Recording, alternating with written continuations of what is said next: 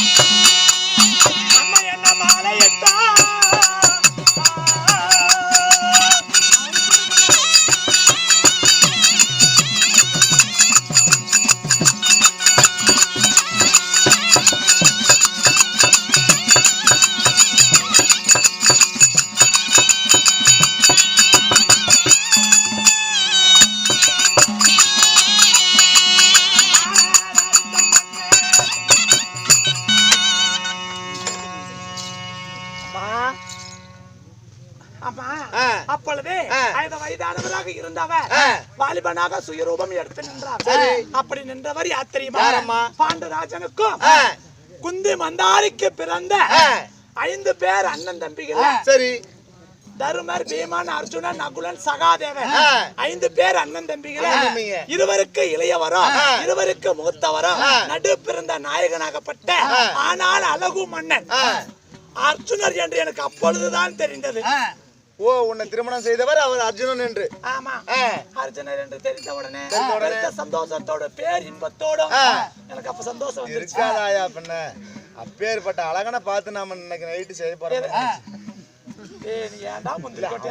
சேர போறோமே நினைச்சு சந்தோஷம் இருக்கும்ல. எதுக்குடா பாக்குற?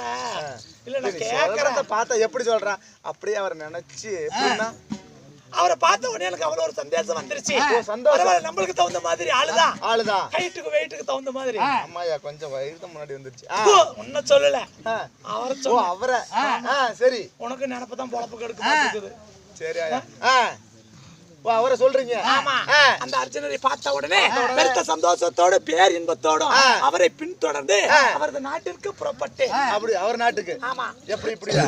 ஆமா, இப்படி பிடிச்சிட்டு போயிருப்பீங்க வேக வேகமா. அங்க போக நெரிச்சு புல்லு இருக்கு. ஓ, அப்படி போறீங்க. போன உடனே என் அத்தையாப்பட்ட குந்தமாதேவி மண்பானை செய்யக்கூடிய குயவருடைய அரண்மனையில அடைக்கலமாக இருக்கின்றாங்க. யாரு? உங்க அத்தா. ஆமா. சரி. கன்னிப்பெண்ணாக வேலை செஞ்சுட்டு இருக்காங்க.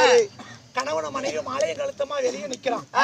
என் கணவர் அம்மா பாஞ்சால ராஜாவுக்கு சென்று பாஞ்சால ராஜாவை பஞ்சயத்துல ஜெயித்ததற்கு வெற்றிக்கு பரிசாக ஒரு கனி கொண்டு வந்திருக்கிறம்மா அப்படி என்று சொல்லி பொதுவாக சொன்னாங்க. பொதுவா சொல்லிட்டாங்க. ஆமா. அதுக்கு என்ன சொன்னார் அத்தா? என் அத்தையப்பட்ட குந்தமாதேவி அரண்மனையில வீட்டு வேலை செஞ்சுட்டு இருக்கிற வாக்குல, கண்ணே அர்ஜுனா, நீ கொண்டு வந்திருக்கிற அந்த வெற்றி கனிய ஒருத்தருக்கு ஒருத்தர் சத்தம் போடாம சமமா பங்கு போட்டு 5 பேரு சாப்பிடுங்கடா என்றாங்க. அந்த அம்மா சொல்லிட்டாங்க, எங்க அத்தை. சரி. அப்போ என் கணவர் சொன்னாரு, அம்மா நான் கொண்டு வந்தது கனி இல்லம்மா, கன்னி பெண்ணம்மா அப்படின்னு சொன்னாங்க. அப்போ என் அத்தை சொன்னாங்க, கன்னி அர்ஜுனா, கன்னியோ கன்னி பெண்ணோ நான் சொன்னால் சொன்னதுதான். சொன்ன வார்த்தை ஒருபோதும் தவறக்கூடாது. சொன்ன வார்த்தை தவறுந்துட்டா நம்முடைய வம்சத்துக்கே பங்க நேர்ந்துரும். சொத்தே அழிஞ்சாலும் சரி, சொன்ன சொல்ல ஒருபோதும் அழியக்கூடாது. இப்பவும் ஒண்ணு கெட்டு போகல, 5 பேரு திருமணம் செஞ்சு சந்தோஷமா வச்சு போலங்கடா அப்படின்னாங்க. எனக்கு அப்பவும் வந்தது பாரு ரெட்ட சந்தோஷம். நாம நினைச்சு ஒண்ணு நினைச்சு வந்தோம், இங்க வந்தா இன்னும் 4 எக்ஸ்ட்ரா கிடைக்குது. ஒவ்வொரு நாளைக்கும் ஒவ்வொன்னு பாக்கலாம். மறுபடியும்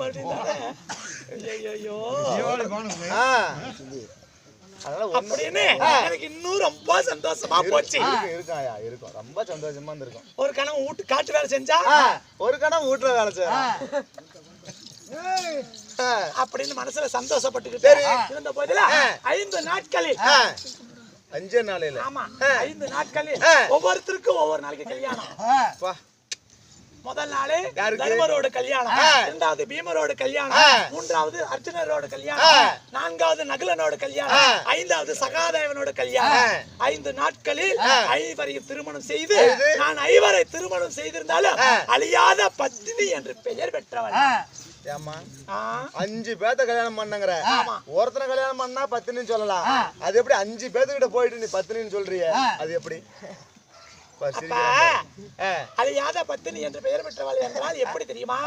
அதாவது ஒவ்வொருத்தரோடு ஒருவரோடு 1 வருஷம் கணவனும் மனைவியும் காலம் கழிக்கும் போது மத்த 4 பேர்த்த மனசால கூட தப்பா நினைக்க கூடாது. நினைக்க மாட்டீங்க? ஆமா. சரி. அது நினைச்சனா நினைக்கலங்கிறதுக்காக அந்த 1 வருஷம் காலம் கழிச்சுட்டா 60 அடி நீளத்துல அக்னி வேள்வி நடத்துவாங்க. அக்னி வேள்வி? ஆமா. சரி. 10 பெரியவங்க சேர்ந்து அக்னி வேள்வி நடத்துவாங்க. அந்த அக்னி வேள்வியில இக்கரையில இறங்கி அக்கரையில மேல வந்தாதான் பாஞ்சாலி தர்மரை தவிர வேற யாரும் தப்பா மனசுல நினைக்கல உத்தமி பத்தினின்னு ஏத்துக்குவாங்க. 2வது பீமனோட காலம் கழிக்க வேண்டும். பீமனோட 1 வருஷம் கணவன் மனைவி சந்தோஷமா இருக்கிற நேரத்துல மத்த 4 பேர்த்தையும் மனசால கூட தப்ப நினைக்க கூடாது.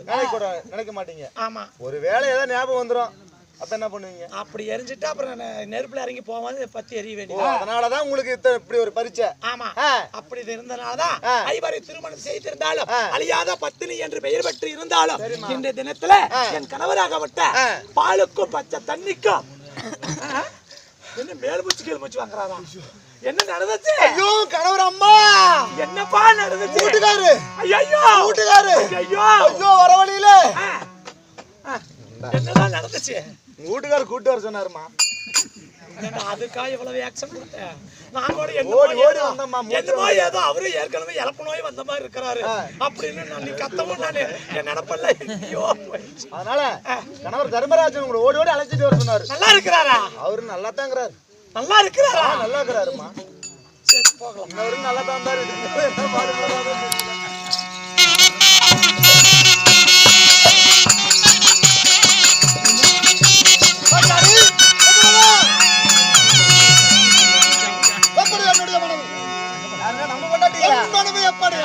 நம்ம பண்ணாட்டியா? புனுக்கு பொண்டாட்டியா? நீ தானே சொன்ன நம்ம பண்ண. என் மனைவி எப்படின்னு கேட்க வேண்டியதானே? நெப்பு கட்டம் போய் பேசிட்டு தெரியல.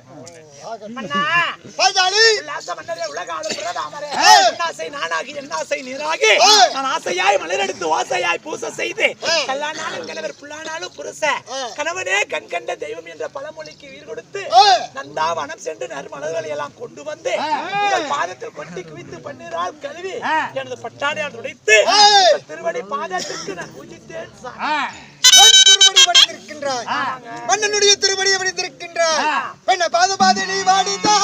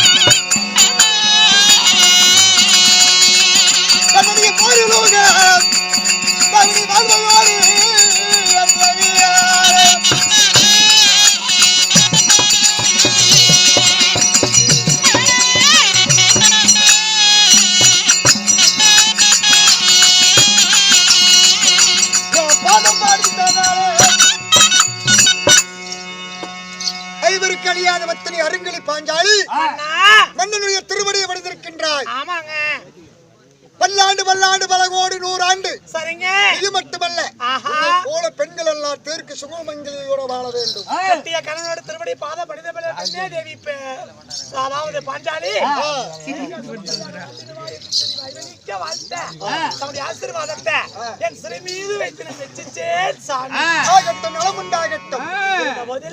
அரண்மனையிலே இல்லற வேலையிலே சிலர வேலை செய்து கொண்டு இருந்தவளை அதி சீக்கிரமாக தாதிமார்களை விட்டு வரவழைக்க காரணம் என்னங்க பாஞ்சாலி? சாமி, அதாவது மேகுலோகத்தில் இருந்து நிருபோலை வந்திருக்கிறது. என்னவென்று வந்திருக்கின்றது? அதாவது எனது தம்பியாகப்பட்ட அர்ஜுனன் மின்னலொளியான திருமணத்தை செய்து 9 ஆண்டு காலமாகிவிட்டதா? சரிங்க. கட்டின மனைவியை கண்ணெடுத்து பார்க்கவில்லையா? சரிங்க. மனைவி நல்லா இருக்கிறாளா இல்லையா என்று கூட பார்க்கவில்லையா? கணவன மனைவி இல்லற வாழ்க்கை செய்யலையாமா? சரிங்க. அந்த மின்னல் ஒளியாகப்பட்டமா அழுது கண்ணு சிந்தனையோடு இருக்கின்றார். தந்தை மேகராஜன் எழுதியிருக்கிறார் நிறுவம். பாண்டவர் குலத்தில் இருந்து பார்த்திவ அர்ஜுனன் என் மகளை திருமணம் செய்து 9 ஆண்டு காலம் ஆகிவிட்டது. இன்னும் வந்து மனைவி அழைத்து செல்லவில்லை. என் மகள் கண் கலங்குகிறார். வந்தால் என் மகளை அழைத்து செல்லுங்கள், இல்லை என்றால் மேகலோகத்திலிருந்து படையெடுத்தால் பாண்டவர் குலத்துக்கு பங்கம் நேர்ந்து விடும், இல்லை என்றால் பாண்டவருடைய வம்சத்து கரு அறுத்து விடுவேன் அப்படி என்று லிகிதம் வந்திருக்கிறது. அப்படிங்களா? உண்மை. சரிங்க. இதுக்கு எப்படி வழிமுறை? எப்படி அண்ணா அர்ஜுனன் எங்கிருப்பார்? லிகிதத்தை கண்ட உடனே அதிலே தேடி பார்த்தால் அவரை அழைத்து உண்மையாது பொய்யதுன்னு கேட்டா தான் தெரியும். அதனால ஆமாங்க, அர்ஜுனனை பார்க்க வேண்டும். ஆமா. அதனால அவர் எங்க இருப்பாருனாங்க அந்த சுபத்திர சக்கரத்தி வீட்டுல தாங்க இருப்பாருங்க. அவளுக்குதான் ஆமாங்க, ஊடு அன்றது இல்லைங்க, சுபத்திர வீட்டுலதான் அர்ஜுனன் போய் அங்க வந்து அந்த சுபத்திரன்னு சுபத்திர மடியிலேயே தாங்க 24 நாள் கிடக்குறாரு அம்பு பாசத்துடன். ஆமாங்க. சரி, இருந்தாலும் பரவாயில்லை. அப்படியாக இருந்தாலும் சரிங்க. இதோ அதி சீக்கிரமாக நான் சென்று மன்னரை அழைத்து வருகிறேன். ஆகட்டும், பிறகு பேசுவோம். போய் வா.